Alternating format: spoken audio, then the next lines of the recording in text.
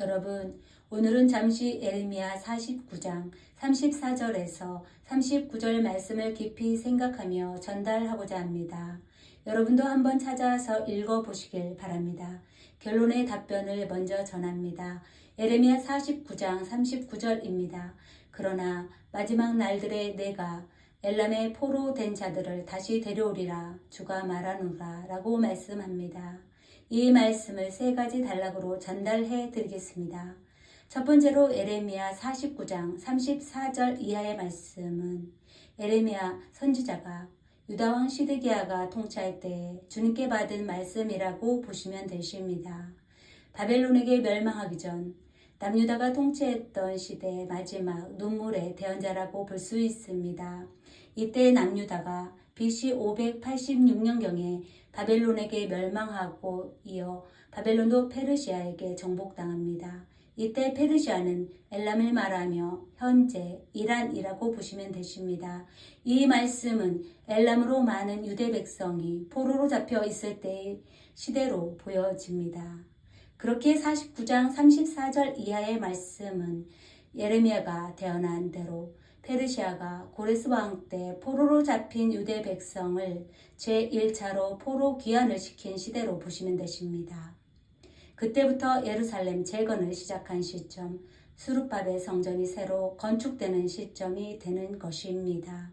그 이후의 말씀이 첫 번째로 이루어진 사건입니다. 두 번째로 말씀드립니다. 주님은 이 말씀을 예언적으로 주셨습니다. 앞으로 도래할 이스라엘과 엘람 즉 이란에 대한 예언입니다. 이 사건은 성경 예언, 공마국 전쟁으로 알려진 제3차 대전과도 연관성이 있다고 말할 수 있습니다. 분명히 말씀에선 답을 말하고 있습니다. 현재도 디아스포라로 흩어져 살고 있는 이스라엘 12지파 자손을 이스라엘로 돌아오게 한다는 말씀입니다. 공마국 전쟁으로 통해 이스라엘을 이기게 하시고 하나님의 남은 백성 이스라엘 민족을 온전히 구하신다라는 말씀입니다. 분명히 성취될 것입니다. 여러분, 성경의 예언은 지금도 살아 역사하고 있습니다. 하나님의 말씀이기 때문입니다. 하나님은 성경을 있는 그대로 문자적으로 이루시는 것입니다. 또한 반복적 계시도 있음을 알아야 합니다. 사실 제가 오늘 여러분께 하고 싶은 메시지입니다. 세 번째로 말씀드립니다. 예수님을 믿는 교회들 즉 하나님께 선택받은 자들에게 말씀을 전하고 싶은 것입니다.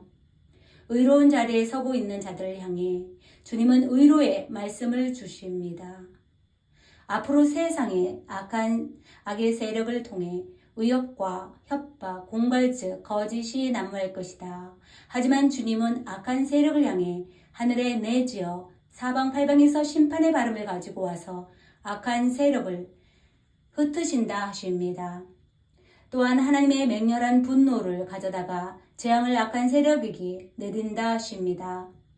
또한 악한 자의 뒤에서 칼을 보내고 그들을 없애버린다 하십니다. 그리고 악한 왕과 악한 통치 세력들을 없애버리신다 하십니다. 그리고 그곳에서 포로되고 억울한 자, 학대로 고통받는 자들을 건져주신다 하십니다. 여러분, 지금 우리 대한민국의 실정을 볼 때 북한의 독재적인 강압적인 정권은 무너져야 할 시점인 듯 합니다. 왜냐하면 주님은 그곳에서 헐벗고 굶주리고 고통받는 포로된 심령을 건져내시는 분이시기 때문입니다. 믿는 교회들이여, 이제는 애통하는 심령으로 기도해야 할 것입니다. 먼저 우리나라와 가까이 있는 북한에서 억압과 상처와 고통받는 특히 가난한 고아와 가부와 나그네를 위해 강력히 기도해야 할 때입니다. 또한 하나님이 선택한 이스라엘 민족, 흩어진 남은 자들을 위해서도 기도해야 합니다.